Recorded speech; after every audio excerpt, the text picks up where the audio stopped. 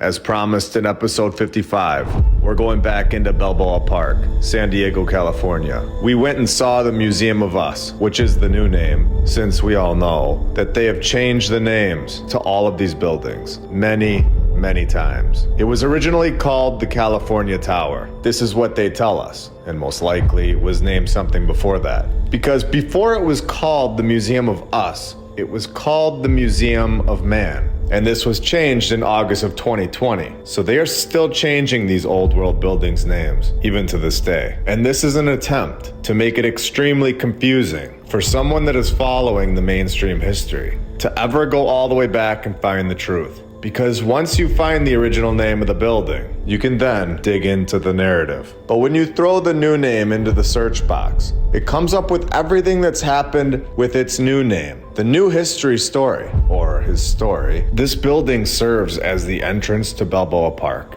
It is 200 feet high with a bell that chimes every quarter hour. And this gets very interesting when we see that public access to the tower had been closed since 1935. You really can't make this stuff up. Locking the doors to the public in 1935. Because of course there's nothing to see here. And in 2015 they begin the process to allow this. But before I read this next part, remember, they supposedly built these entire buildings with perfection over 110 years ago in less than 24 months. And we showed this in our last episode. So here we go. The process began to allow us to all be able to look at the tower again. Because they wouldn't hide anything, right? So the process began in 2015, and they need to do some work on it first to make sure that it's all ready for us to see again. The work included making it wheelchair accessible. Okay, that's fine. But then there are, of course, additional things that they are going to do to the building. Architectural and engineering services to evaluate and restore.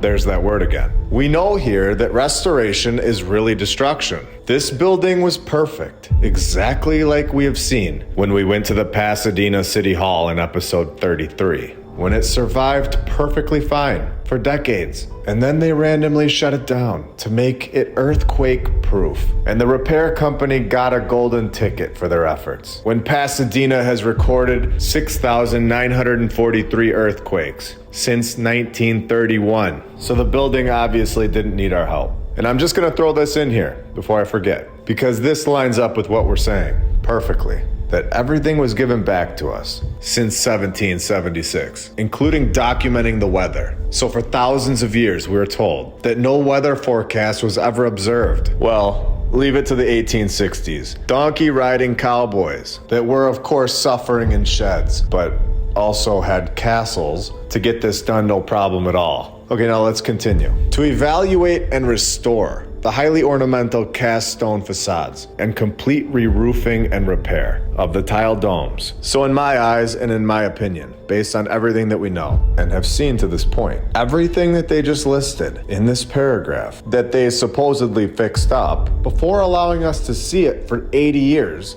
having it locked away from us, the public, every single one of these things that they just named were destroyed or dramatically changed to fit into the mainstream narrative. There was something in here that we were not supposed to see. It was locked away. It would have totally changed the mainstream narrative of Balboa Park, or possibly the rest of the world, with this building being the main attraction and the entrance to the park. There was surely something important inside this building, and it was definitely not built to be a museum. So we know that these buildings were constructed in less than 24 months, like we have said and shown. So this whole fix-up project, from the point of deciding that it needs to be fixed up in 2015 to the completion date of the destruction, it better have been faster than the people of 110 years ago, since the 2015 people aren't building the entire building. And we are, of course, evolving in advance.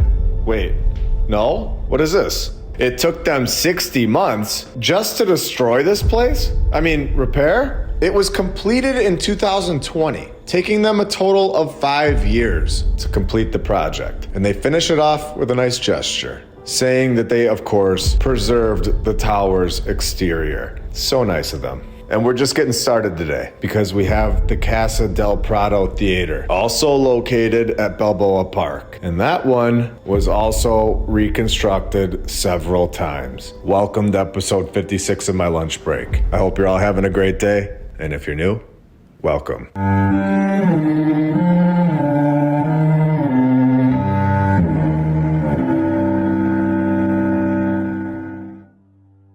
And I want to thank all of our sponsors over on Patreon. Thank you to FlatEarthDave.com. You can check out his app.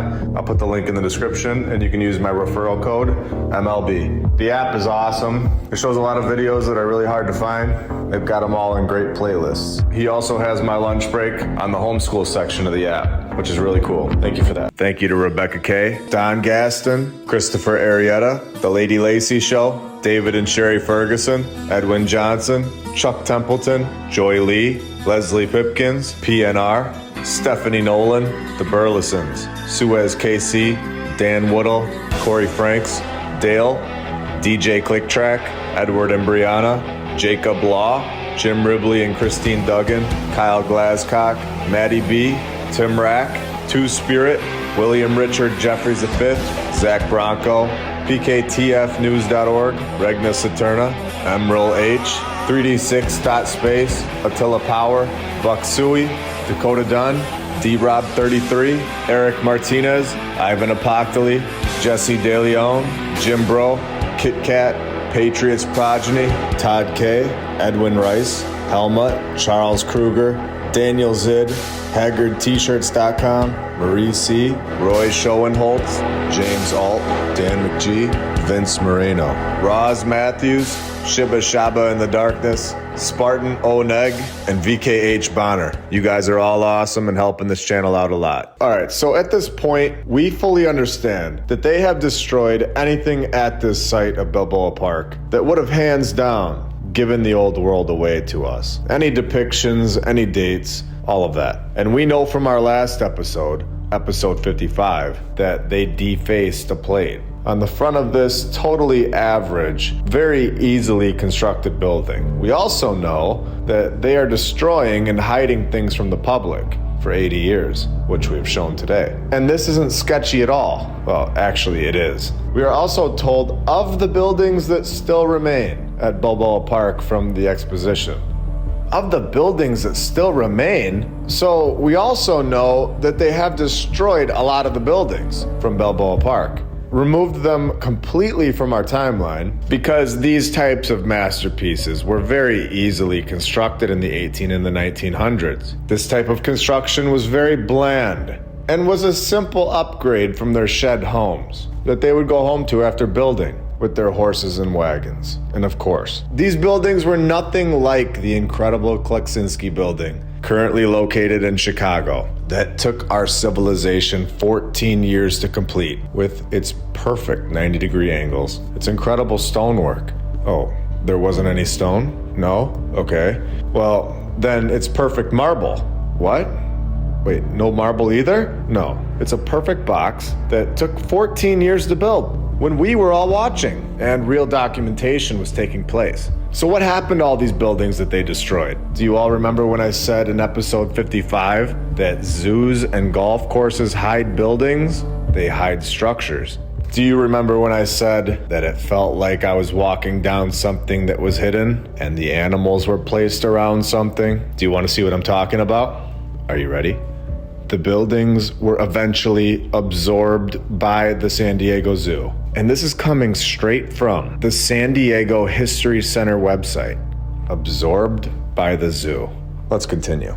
Remember that in 1935, they shut the California Tower down, or the Museum of Us, and the public was no longer able to see inside. 2 years before that, buildings south of the El Prado were gone by 1933, besides two. So there was, in my opinion, without a doubt, a clear operation at this time to hide this park from the public, to rewrite its history and make it fit into their mainstream narrative. Because in 1923, they knocked down the Sacramento Valley building, 8 years after the Exposition. This building was outdated?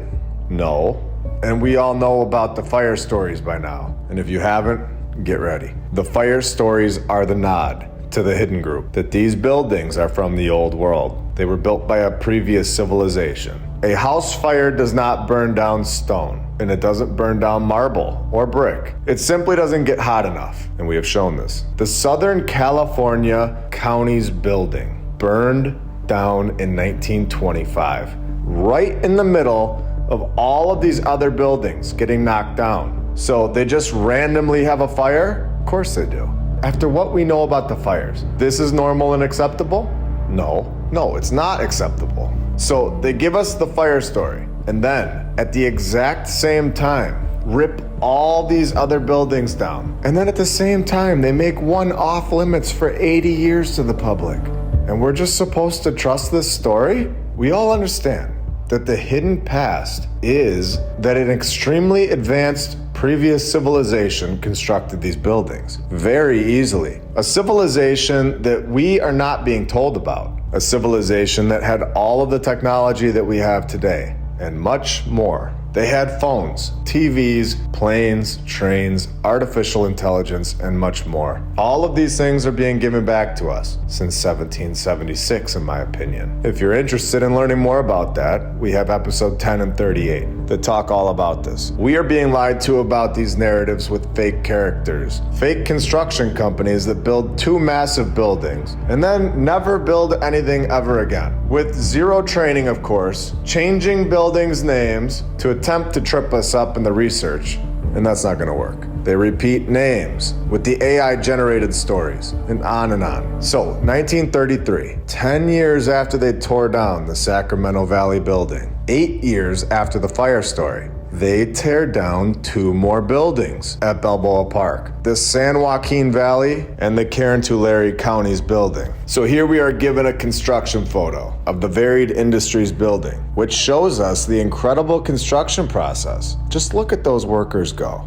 Look at all of the equipment, the dedication, never taking breaks, working by candlelight, no distractions. It shows us all of the men. It shows us a building that's done. This thing is done. This is a completion photo. But according to the city of San Diego, this is a construction photo. I mean, this is honestly equivalent to me going into the road right now and turning around and taking a picture of my house and telling everybody that it's a construction photo. This is not a construction photo. Where is the construction? And it gets even weirder when we look at the narrative, where in the beginning of its narrative, they named it the Agriculture and Horticulture Building. And then they switched it a year after the exhibition in 1916, which is normal. No. They switch it to the Foreign and Domestic Industries Building because it's a repurposed building. It's repurposed from the old world. Because the previous civilization did not build this building to have it changed purposes over and over. They built it for a reason, and it was not to be a foreign and domestic industries building. This is the same thing where the USA is the land of the free.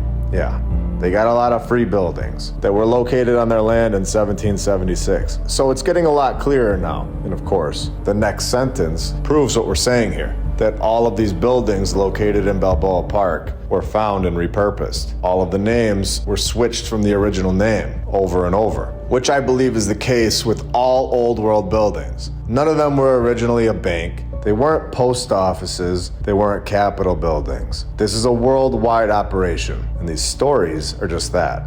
They're stories. When the name of this building has changed many times since it was found, naming it the County Fair Building, the Food and Beverage Building, and on and on. And of course, this was just your average food and beverage building over 100 years ago, where we are told that the facade looked like the entrance to a church, and this church look was reinforced because it had the appearance of a bishop in a medallion above the central door, and a cross in the starburst medallion. Okay, so this place was obviously incredible, and its original purpose is much different than what it's used for today, just like all of these other buildings. So in 1970 to 1971, they destroyed this building in a reconstruction project. And of course, the new one did not replicate the original. Now remember, World War I was in 1914. This exposition was in 1915. People were not concentrating on the narrative and all of its lies. And even if they were, how were they going to tell thousands of people about it? It just wasn't possible. So what happened to this building? Well, the people of San Diego were at a crossroads. They were in a bind with what to do with such a pathetic, temporary building, because we're always told that these buildings were just temporary, right? But they last forever if they just left them alone. With incredible architecture. What would they possibly use it for? Well, 1 year after the exposition in 1916, they built this building, and now what? The military needed the space, so the building got to stick around, where they used it as a barracks and a post office. And what do you know? This building was also damaged. The money was, of course, not enough to fix it, so it continued to deteriorate. I wonder what a lot of these wars are actually used for. They wouldn't be an operation to destroy the old world, would they? Remember when we were told that they stopped allowing the public into the California Tower in 1935? Well, the mainstream history just can't put their finger on why the Farm Bureau discontinued the use of Balboa Park for its county fair in 1931, just 4 years before the public was no longer allowed to go inside these buildings. Well, I would say that we know exactly why they didn't want to hold any county fairs here anymore at Balboa Park. And this wouldn't be an operation without a second exposition at the exact same location of Balboa Park. This one being held at the exact same year of 1935. It's incredible. Clearly they have found something major that went against their narrative, and they needed to run it back a second time. So in 1914, we get World War I. 1 year later, 1915, we get Balboa Park Exposition number 1. 1935, we get Balboa Park Exposition number 2. 1 year later, 1936, we get World War II, where they now have yet another name for this building, Building 212, used now by Red Cross, while the Navy yet again modified the interior. Are you still on the fence? Well, there wouldn't be another... No way. This is so clear at this point. The San Diego Aerospace Museum moved into the building, briefly, in September 1961, before transferring its exhibits across the street to the Electric Building in 1963, where they stayed until a fire in 1978 destroyed the building. Now, I have a lot to share, and I think we have a solid understanding at this point that the narrative surrounding Balboa Park has consistencies with what we have seen across the world. An inspiring story, the history of this building you see behind me, which was a gathering place, a popular one for people, and then it burned to the ground. But like we're seeing now in Paris, the community came together to save it. And in 1978, it too was destroyed by fire. It's now has been one of the great regional theaters of the world. The old Globe Theater was built in 1935 for the California Pacific International Expo and quickly became a popular San Diego landmark. That arson fire in 1978 took the building, but not the fighting spirit of those who loved what it meant for our city. It's my home. And we'll build it again. The narrative holds multiple fire stories. There are so many destroyed buildings within such a short time frame. The same years, basically. It is incredible when you know what to look for. So it's time to go to the east coast of the USA, Buffalo, New York, where we will find the Dennis Building, and yet another building that holds multiple names. The Dennis Building, the Glenny Store, or Crockery Store, the Glenny Building, and the Stanton Building, and yet another building that, of course, holds a fire story in 1905. And not only that, but we also get the reoccurring names. Yes, it is possible for him and his sons to have the exact same name. But when we have seen this in so many narratives about these old world buildings, where both brothers marry somebody named Alice, and their mom is also Alice, and their dog, and their cat, and their hamster that they found at Alice Pet Store. And the building is also named Alice. And this has happened hundreds of times, where the AI is generating these names over and over. And then it becomes so clear that these mainstream narratives surrounding these buildings are AI generated. And they are produced on a mass scale, which is why so many names are reoccurring. The fire story is in nearly every single one of them, and on and on. It also shows how these narratives could be completed so fast, and this really wouldn't be that difficult to produce in such a short time frame. You just throw in the parameters that they want covered in the narrative, and the ChatGPT can do it in 2 seconds. We all know here that the ChatGPT didn't just come out. It's not brand new. We know this. It's been here before for a very long time, and the hidden group has had it. We have shown this in previous episodes, and it's definitely something to point out and keep in mind for the future, because we have William H. Glennie, where he has a son with the same name, William H. Glennie. And like I said, it wouldn't be weird, but we have seen this so many times, and I'm in the middle of finding out how many times we have seen the fire narrative in the episodes. I'm counting them all up, so we can have a live count on it in the future episodes, as well as how many times we have located the AI name generator. So if anyone is going back and watching the previous episodes and want to help tally those 2 things up,